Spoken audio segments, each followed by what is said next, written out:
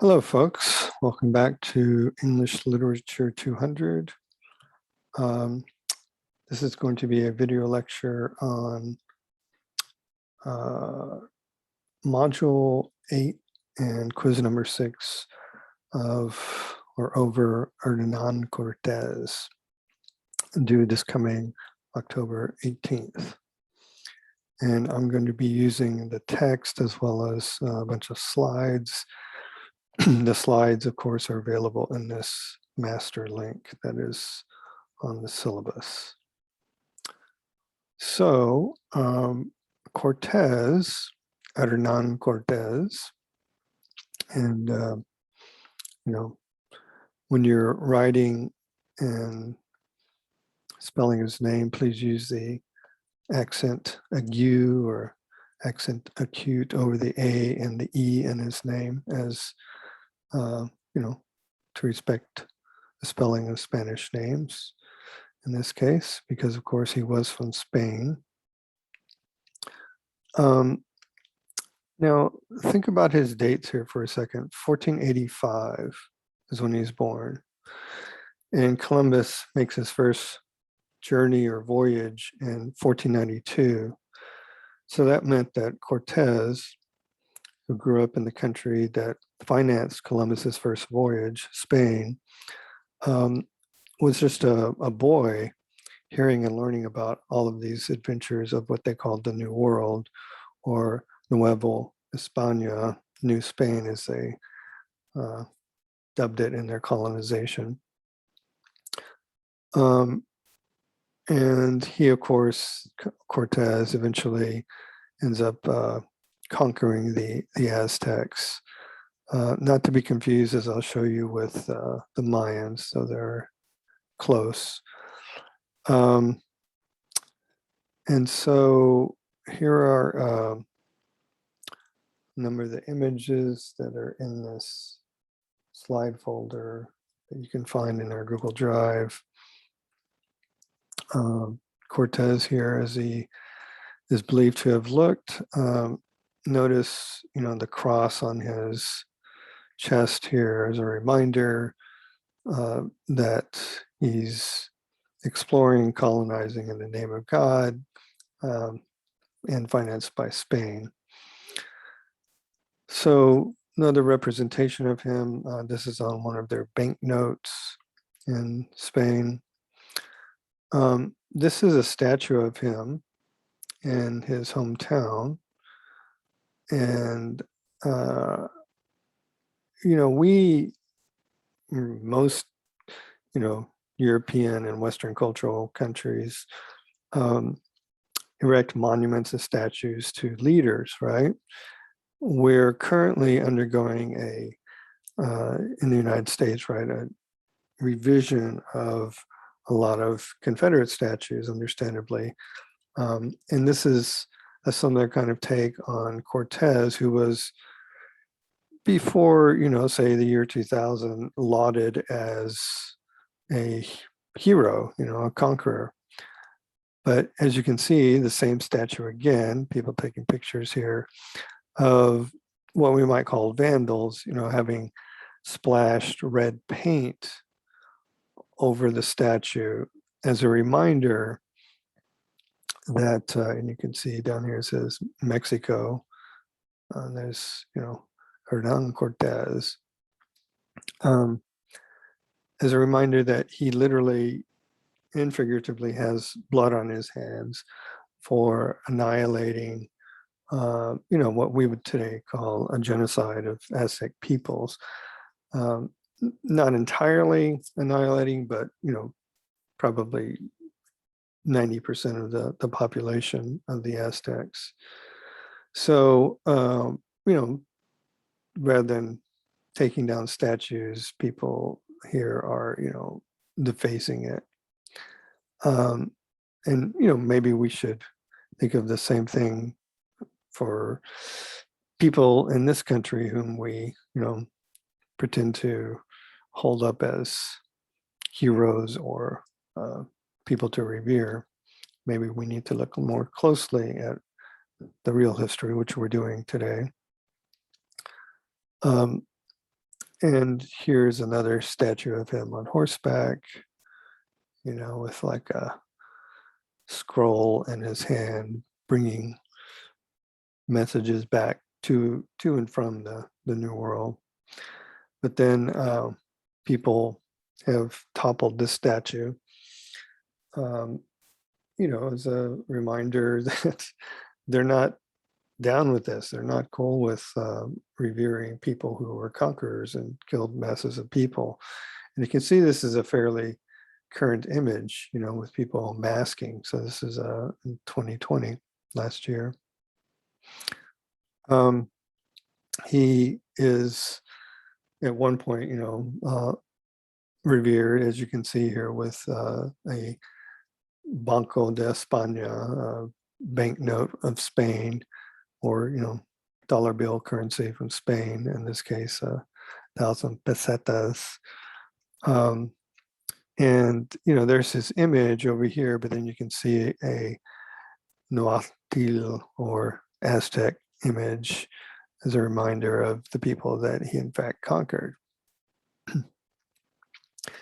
This is his journey inward from the coast here of Veracruz, where he lands and does all this kind of exploring, eventually finding his way inland to this, what you could call a lake, but it was really kind of this very swampy inland marshland.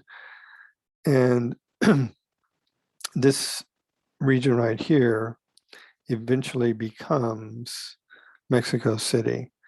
In fact, the reading itself tells us down here, Tenochtitlan, right, was the capital of the Aztec Empire and is the present day site of Mexico City in the DF, or district, the Federale, or federal district. So when you see this name, Tenochtitlan, just think of course, Mexico City. And here's a map showing his journey from, as it says here on the left-hand side, 1519 to 21. Took him a year or two to traverse the area, but also kind of set up his network of spies and armies and whatnot. Just for some perspective, this lighter white region down here is the entire nation of present-day Mexico. And you can, of course, make out the United States with Texas here, Louisiana. Grambling would be about right here. I happen to have grown up down here in deep South Texas, right on the Mexican border, which, for some time, a good chunk or portion of Texas actually belonged to Spain and Mexico until, the 1845 Texas Revolution, if you will, independence. But this will give you some kind of perspective of where, right here, down here, where the red dot is, Mexico City is in relation to, the United States and his travels, Cortez's travels.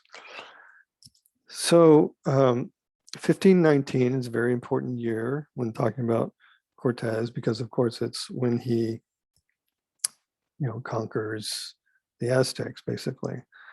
And all of these names here, the Zapotecs, the Mixtecs, the Tenochtitlan, Texlaca, they're all different tribes, if you will, of the larger nation of the Aztec Empire. So, just as there are different, the Cherokee or Apache, the Sioux, Navajo, and so on, tribes in the collectively larger umbrella term called Native Americans or First Peoples or Indigenous Peoples, whichever term you want to apply, that, they're all indigenous or native, but they're all sort of, different tribes or different kind of competing factions. And then here in the center is Tenochtitlan, which of course, as you can see, is one of the core states, if you will, or regions. Eventually, again, Mexico City is built overlaid on top of this region. So as I mentioned a moment ago, don't confuse the Aztec Empire, shown here in orange, with the Mayan Empire, shown over here in the Yucatan Peninsula in green. They had some similar practices and even some similar kind of cuisine, and their calendar is similar, but it's not the same. So, if you watch that movie a while back called Apocalypto, right? It's not about the Aztecs, but it's about the Mayans, really. Both of whom practiced human sacrifice, as we will see. Anyway, this map here with the legend down at the bottom here shows you that, it lasted from roughly 1325 to 1519. Again, 1519 being the year that Cortez conquers the empire. So we're in what is present day southern Mexico after, of course, Columbus had quote unquote discovered the New World. So here's a kind of closer map of Tenochtitlan and Lake Texcoco. Lake Texcoco, again, was this kind of, as you can see by the image, it's kind of swampy region, marshland inside of this area, where you had this island city, if you will, called Tenochtitlan, which is where the headquarters, if you will, or capital of the Aztec Empire was. It was this, island in the middle of this lake or swampland, marshland, and it had a lot of connecting bridges to it. And Cortez mentions this in the letter. Right, that close to the city, there's a wooden bridge, some 10 paces broad, which cuts the causeway, and under which the water flows freely. For its level in the two parts of the lake is constantly changing. Moreover, it serves as a fortification to the city, which, if you think about it, is pretty smart. As if you want, some kind of defensive security, you can see your enemies coming for quite some way because you are on an island. It's the basic principle of what Europeans figured out with castles and moats. A moat is a kind of water bridge, if you will, between the castle and land itself. So here's a rendition or artist's image of what Tenochtitlan would have looked like. This is actually inside of the National Museum in Mexico City. Here's a better image of it with down at the bottom, a kind of 2-scale representation of if it had not been destroyed over years by development and marauders and colonizers like the Spaniards, then you could have seen that it was a fairly sophisticated city. And here's a Spanish map of it, obviously not to scale because they didn't have GPS like we do, but it's of course written in Latin. Latin is not the language of Spain, Spanish is, but remember that this is 1500s, early 1500s, 1519 or so. And the church is in strong control of a lot of these exploration projects, and the language of the church, the official language of the church, is Latin, even to this day. And when I say the church, I mean the Catholic Church. As we'll see in a couple of weeks, the Protestant Reformation with Martin Luther occurs 2 years before this. So if I go back to this map here, 1519 is the conquering of the Aztec Empire by the Catholic Spaniards. But 2 years before this, back in Europe, the Protestant Reformation had begun with Martin Luther. So, one of the things that I ask students to think about when we talk about the New World or Native peoples, Indigenous peoples, First Peoples, is whether or not we should view them like the Spaniards did, or Columbus for that matter, who was Italian, but nonetheless European, as senseless brutes, as Columbus put it, right? So you can kind of see here that their architecture, their commerce, their art in general, right, was pretty sophisticated. And should we have viewed them as savages? So again, a better kind of resolution map of Lake Texcoco, where you have Tenochtitlan. Here's another kind of artist's rendering. And what you're seeing here are these pyramids that were used, as we'll talk about in a moment, both for human sacrifice, but also for worship. And certainly, as I've pointed out before, especially with the Tower of Babylon and Genesis, you can find ziggurats in the Middle East, like Iraq and Iran, that these pyramids are not unique, nor are the Giza pyramids unique to human civilization. That is to say, many different peoples,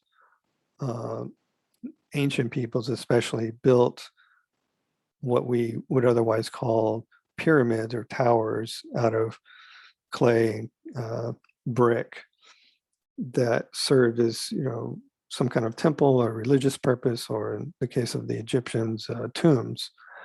These, in fact, are not hollow inside, or they're not chambers inside like the Egyptian tombs or pyramids. But again, you can see that it's a pretty sophisticated culture with its own art and architecture, and you can see down here dancing and culture and music and games. If you ever go to Mexico or want to travel to Mexico, you too can stand atop one of these towers or pyramids and take photos like these tourists here. It's a pretty intense Stairmaster if you want to take the jaunt up there to the top. Just to give you a sense of scale of how large these structures were and are, that is, they still remain in several places throughout Mexico. There's another photograph, right? And so this area back in Montezuma's and Cortez's era would have been largely swamp and marshland, Lake Texcoco. And over the centuries, the people have drained the swampland and have developed it, basically.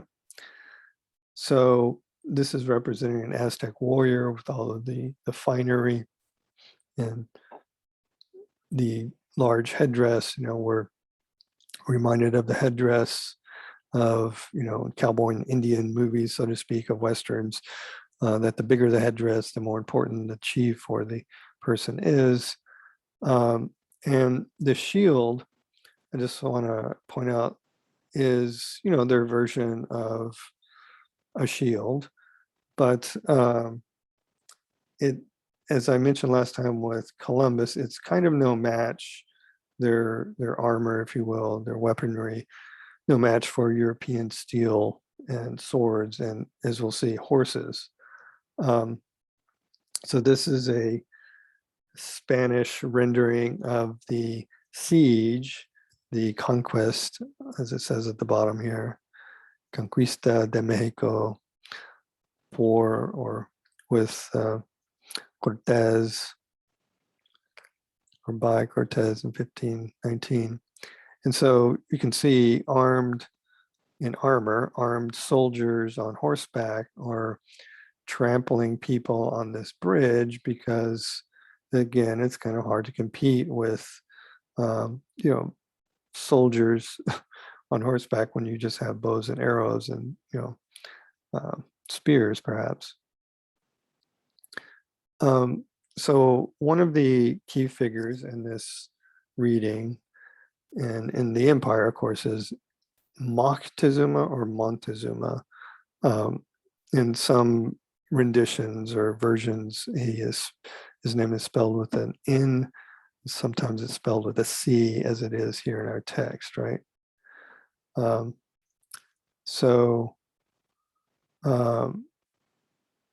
This is who Cortez encounters.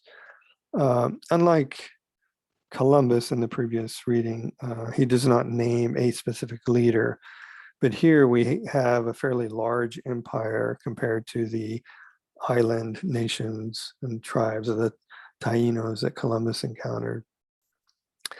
And Montezuma was, pretty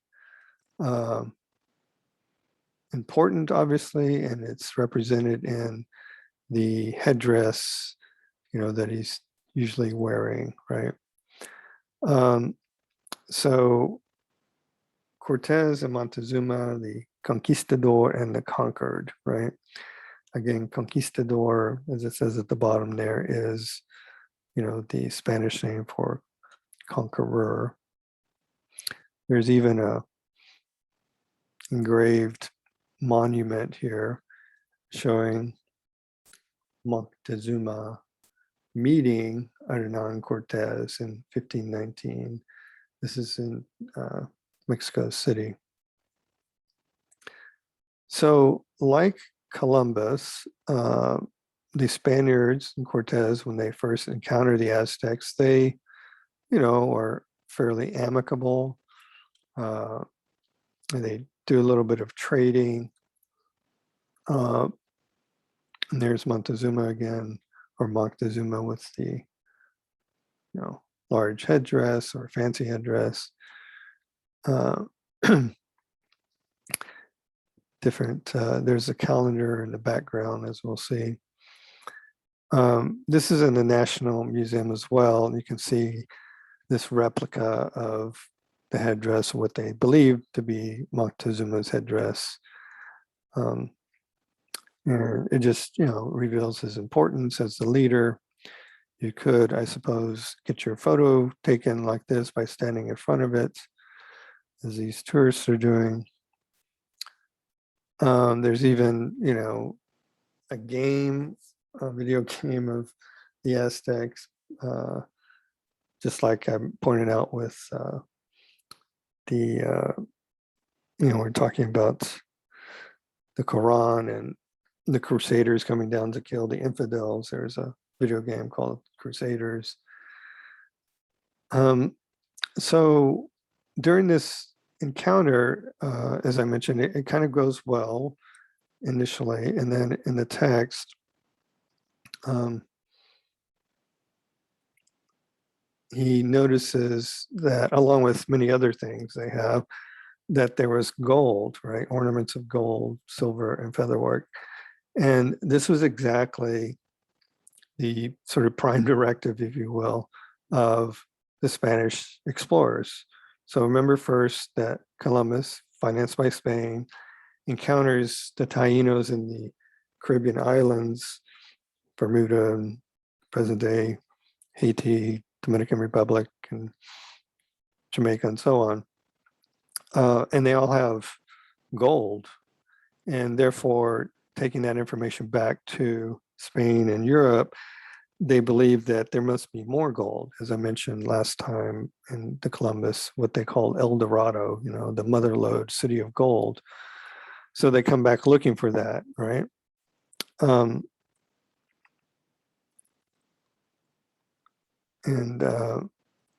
right here again, this is Montezuma. True, I have few articles of gold which have remained to me from my forefathers, and all that I have is yours anytime you may desire it, right?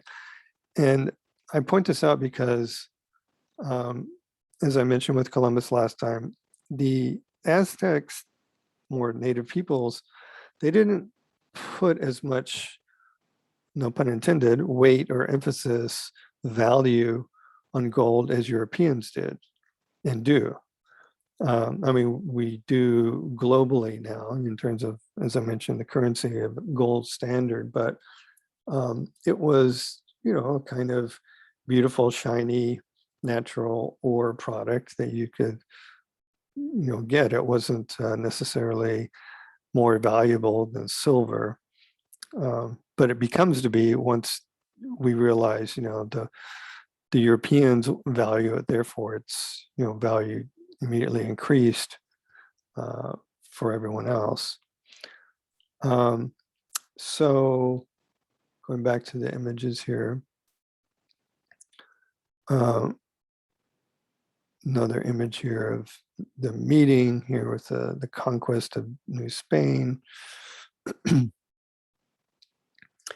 And this image is just showing a kind of romanticized, idealized version of a Spaniard, coming from the ship or the boat to land, meeting the native peoples who were, in their kind of natural state. As we talked about with Columbus, many of the women, people were naked. So this image here is a rendering of what really precipitates the downfall of the Aztec Empire, which is the practice of human sacrifice. So this was performed as a ritual to, in the Aztecs' mind, to increase and perpetuate the fertility of the crops. So they believed, and we may not believe the same thing, but this is their religious practice, that if you did not appease the gods with a certain amount of human sacrifices at specific times of the year, then the rains would not come because the gods were angry with you, and therefore the crops would die and people would die of famine. So as this, Aztec image here shows, with these different representations of gods on the side, human sacrifice was part and parcel of Aztec culture.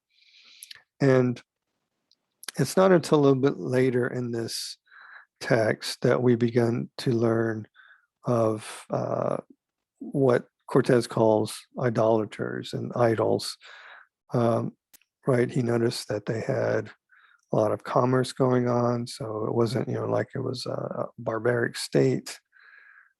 He calls it a salt lake, or you could call it a marsh lake, swampland even. And there's all kinds of, trade going on, because of course, this is a very tropical region of the planet, and there are a lot of birds and species that we don't have here in the further north continent of North America.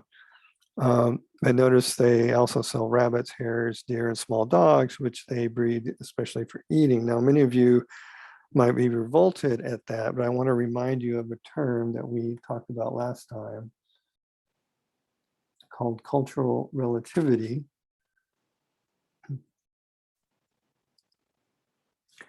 And that is the notion that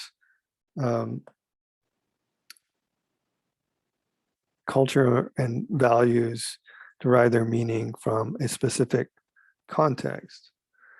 So another way to think of cultural relativity is that it's unfair, though understandable, but unfair really to impose our 21st century values and ideology, worldview onto a 16th century, even, going back to the 1300s, a 14th century people, right? Just like you might not be down with the notion of if you're the Pharaoh's wife and family, you have to be killed whenever the Pharaoh dies, because of course the Pharaoh needs his wives and his family in the afterlife, but that's what their practice was.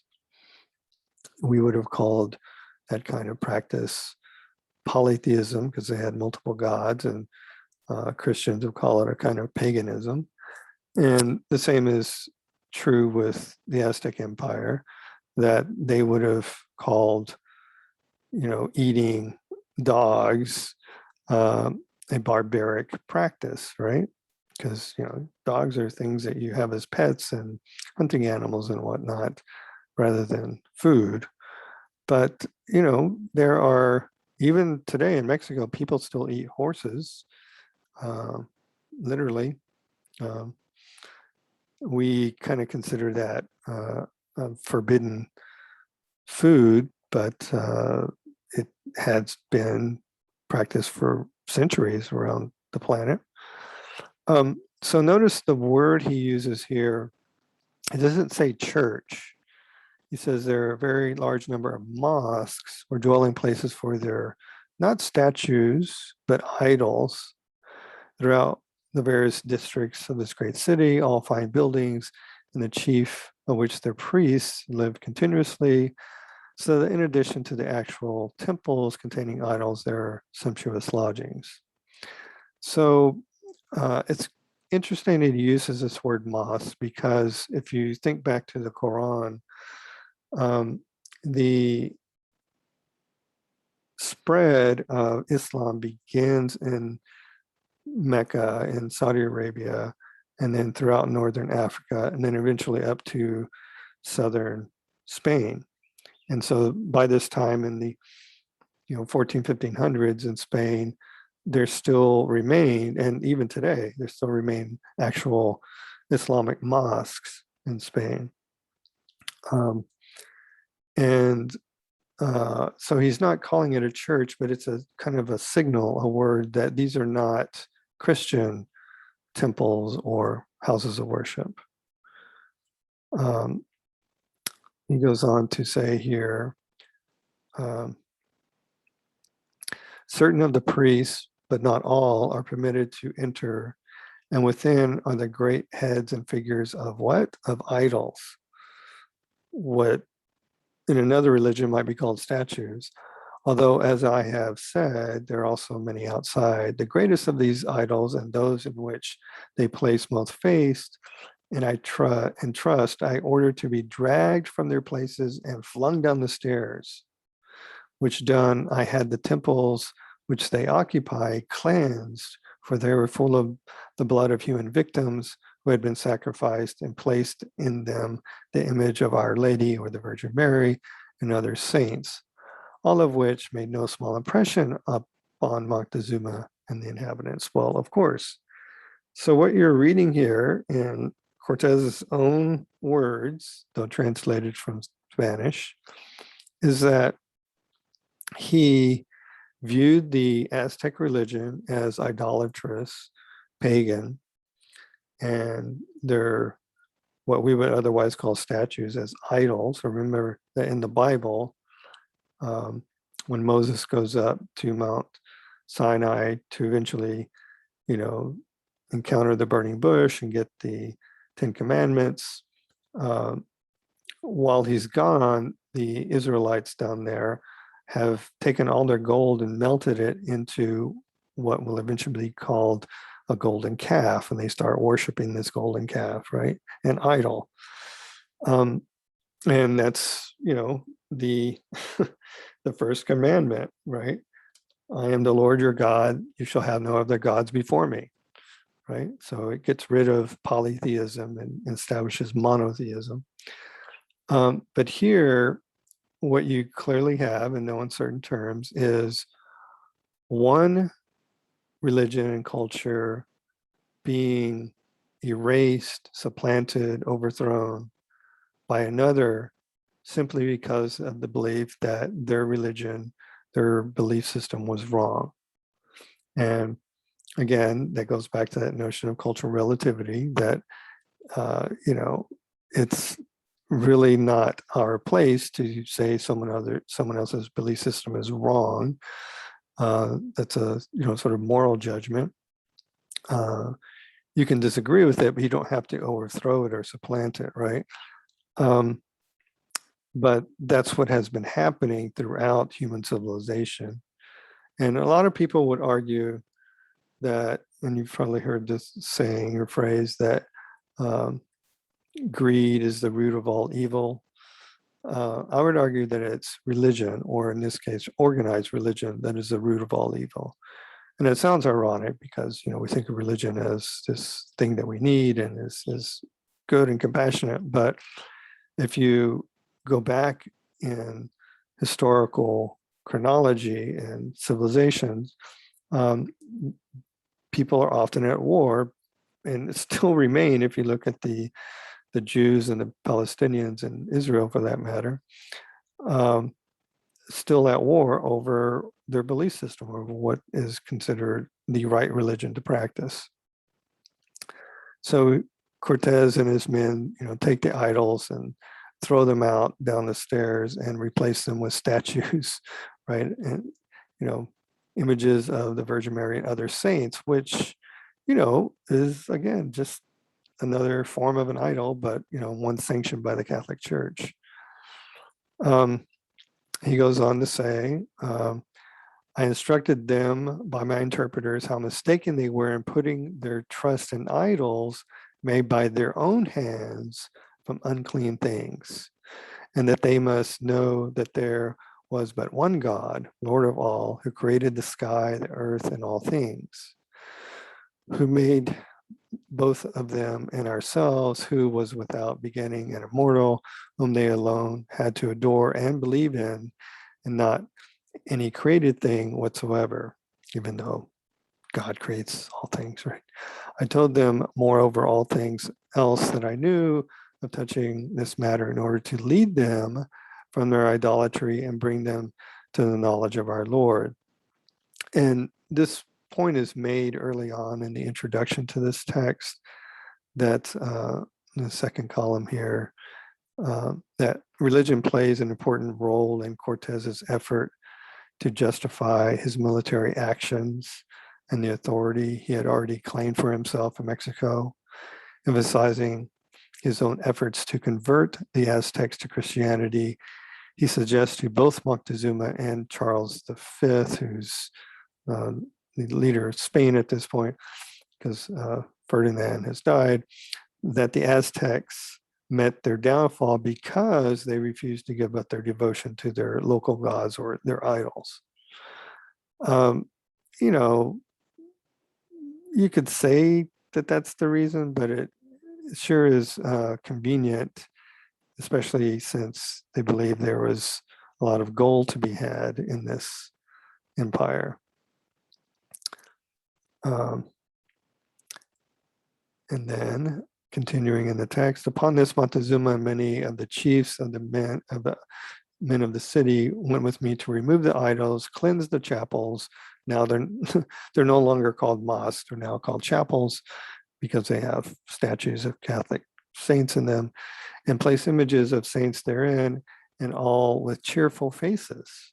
I forbade them, moreover, to make human sacrifice to the idols, as was their wont or their desire, because besides being an abomination in the sight of God, is prohibited by your majesty's laws, which declare that he who kills shall be killed, right? Because, thou shalt not kill. So again, the justification for wiping out the Aztec Empire is that they wouldn't give up their human sacrifice, right? So they end up, the Cortez and the conquistadors end up, in an actual battle with the Aztecs over this practice. And as I mentioned earlier, it was something that was done for a religious reason. It wasn't that they were sadists, though it is a kind of, by our standards, sadistic practice. I mean, this is going to be a stretch perhaps, but, we used to publicly execute people by hanging, right? And people cheered when that would happen because it was for the better moral good of the community to get rid of that evil person, right? Well, they're believing here that if they kill people, right, that they will keep the gods happy, keep their universe, their Aztec world stable. And if you go do some reading about this, they also killed not just some of their own people, but lots of prisoners. Remember the tribes that they had in the different region of the Aztec Empire, So if there were factions that were fighting with each other and they, had prisoners of war, they would often sacrifice the prisoners. Again, a Aztec rendering of this, showing the taking out of the beating heart. This is the Aztec calendar, not to be confused with the Mayan calendar. It looks very similar. Carved piece of granite here. And each one of these little images in a particular sphere, circle, and direction means something in terms of a period, like not a 2-week period, 14 days, but their weeks were about 13 days long. You can see here in the National Museum in Mexico City just how ginormous this piece of granite is. Again, each one of these images, gods, pointing to different directions, would represent a specific day. And so it was a calendar. It was not like our, what we call Gregorian calendar, we just keep adding numbers to. Theirs was a finite calendar. And you can see here the calendar on this banknote from Mexico, 50,000, this 50,000 pesos, which is roughly $2,400 today. And this is not Montezuma, but this is his successor, or one of his successors, Cuauhtémoc.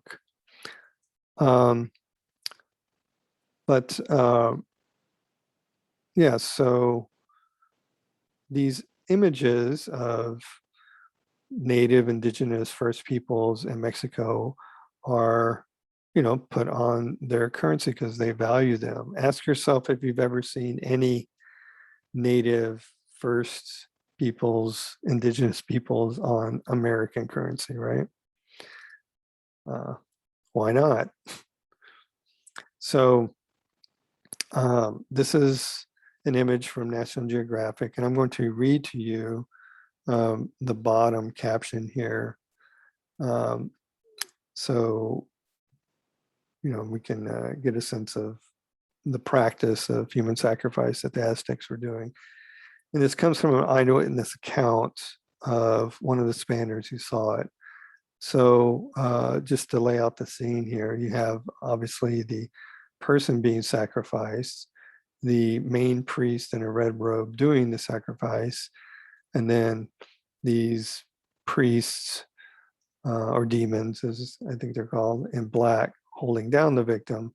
Then off to the left-hand side, just out of the frame, is part of a statue of the god or idol that they were worshiping or sacrificing this person to. So the caption says, "A fatted human sacrifice dies without flinching as a painted priest tears out his beating heart. 5 black-robed priests hold the young victim's head, arms, and legs, while the official in red slits the youth's chest, grasps his heart, and offers it to the god of war left. Aztecs sometimes chose the victims from their own peoples. He was feasted upon delicacies, that is, the victim was given, delicious food, wore rich raiment or clothes, and was entertained by comely maidens, or, maiden meant a virgin, typically. Then came the final day when, amidst pomp and ceremony, he was marched to meet his god. The painting is based upon an eyewitness account of, sorry about that.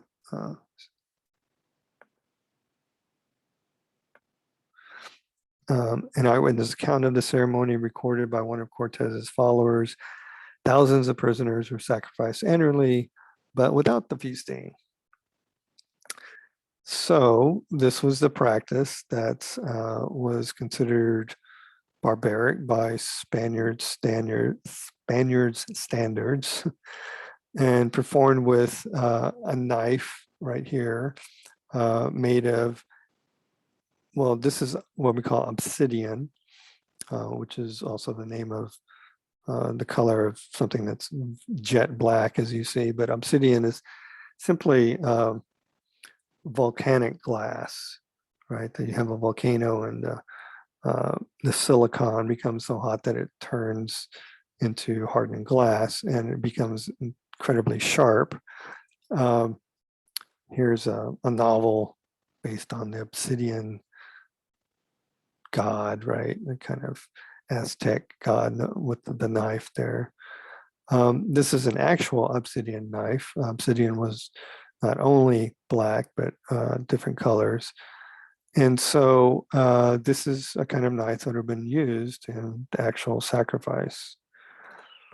Now, toward the end of this reading, what you have is, as I mentioned earlier, a battle between Cortez and the Aztecs, because many of them, understandably, did not want to give up their way of life, their religious beliefs, their practices. So it literally came to blows, and of course to, almost annihilation of entire empire, certainly the downfall of one. So this is discussed toward the end of the text when they start fighting, and it's not a immediate win by the Spaniards, right? Because they, even though they took him prisoner, right, there were still people who were resisting. Think of Black Lives Matter. Well, Indigenous lives matter. Native peoples matter. And it says here that the Spaniards, like, kind of jumping from roof to roof and house to house to eventually contain the resistors, but there were really no match for the Spaniards.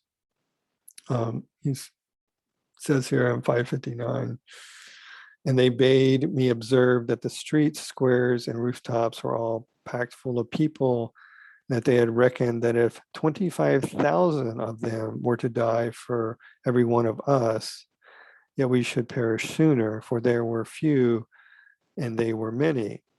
And they gave me to know that all the bridges in the streets had been removed, and was indeed the case, except a single one. We had therefore no way of escape except by water. So they've, kind of entrapped them. But when nightfall comes. After nightfall, I went out with a few Spaniards and taking them off their guard, succeeded in capturing a whole street in which we burnt more than 300 houses. So soon as the natives had rushed there, I returned by another street where I likewise set fire to many houses, especially to certain ones with low flat roofs lying close to the fortress from which they had inflicted great damage upon us. What was done that night inspired them with great terror. Well, of course it would, because most of these were wooden and thatched structures, right? So that's how the Aztec Empire comes to a bloody fall, is through battle and then eventually basically burning out the people. Pretty, horrific. Notice here the cross now on top of what were previous Aztec temples, but a pretty horrific moment in human civilization, and just really part and parcel of colonization. Here's an aerial view of what was the former Lake Texcoco area, or Salt Lake, as he called it, or marshland. That is, this is former Tenochtitlan and present day Mexico City. You can see with a lot of smog here because it is one of the most populated cities on the planet. As you can see, still some, water here in the area, but not nearly as much as there used to be because they've drained most of it. And, Mexico City is a very sophisticated city. Has, of course, its native indigenous roots, but it's, there's been Olympics on there. It's got a park system in it that is several times larger than Central Park in New York. So if you've ever been to Central Park in New York or have a sense of the scale, it's a massive park inside the city with even a zoo in it. So, I don't want us to think of Mexico as, they're a bunch of backward people, though that is how Americans typically cast people from Mexico, as they're ignorant and backward and don't know any better. They, of course, have, in large part, a different religion than the vast majority of Protestants in the United States, as you can see here from the National Cathedral in Mexico City. And this is, the sort of epicenter in Mexico of the Catholic faith. Here it is inside. And again, you can see here, there are statues of saints, which, including crucifix, which, and notice it's a darker skinned crucifix, more relatable to the native Mexican indigenous people. That, these are simply idols, they call them statues, but if you kneel down in front of the statue of the Virgin Mary or the Sacred Heart of Jesus and pray to it, then it becomes like an idol. So it's a curious, imposition of one religion upon another. And when he mentioned earlier Our Lady, that is the Virgin Mary, this particular image here is, you may have seen before, is incredibly important and sacred to Mexicans in particular, because they believe that it is the manifestation of an actual miracle. The object is called Our Lady of Guadalupe, as opposed to the Virgin Mary, but it's still Mary. And there's a, I wouldn't say legend, but a story around it, that this, down at the bottom here, Diego was this farmer, and he encountered in the mountainside the apparition or the vision of Mary. And he went back to his bishop and told him that he saw, Mary came to me. And of course, the bishop didn't believe him and said, please bring me some proof or evidence. So he went back and he prayed again, and Mary came to him, and she comes to him and brings him roses that he then gathers up in his tunic. And this is his tunic, the actual cloth, or we might call canvas. And when he takes, the gathered up roses in his tunic and goes back to the bishop, he opens his tunic and throws the roses on the ground, the roses which would not have normally grown in that area, and says, look, here's proof of the roses. But when he does so, on the tunic is this actual image, and it's the Virgin Mary. And you can call this a fake, you can say it's a hoax, but devout believers in Catholicism, especially people in Mexico, believe this is a genuine miracle. That's why it's in the church here. So that pretty much ties up and ends our component here on Hernán Cortés. And again, this is module 8 for the quiz that is due this coming October 18th, right? So quiz 6. So that's it, folks. Take care, and until next time, be well. Bye.